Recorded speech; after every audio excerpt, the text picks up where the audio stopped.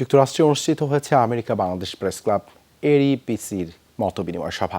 Jackson হাইটসে chef মহলের মিলনায়তনে আয়োজন করা হয়। এই সভায় উপস্থিত ছিলেন জাতীয় প্রেস ক্লাবের সাধারণ সম্পাদক শ্যামল দত্ত, 21 পদকপ্রাপ্ত লেখিকা সাংবাদিক নাজমুন্নেসা পিয়ারি এবং যমুনা টিভির সিইও ফাহিম আহমেদ।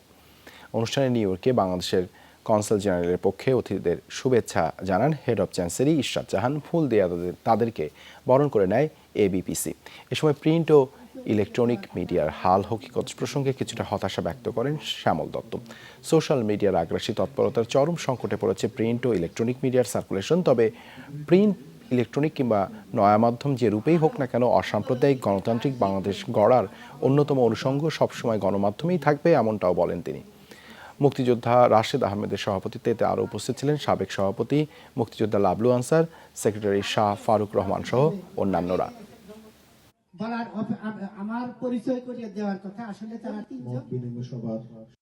আমাদের আরো অনেক কিছু করার কথা ছিল, অনেক কিছু করার উচিত ছিল, অনেক কিছু করার প্রতিজ্ঞা ছিল।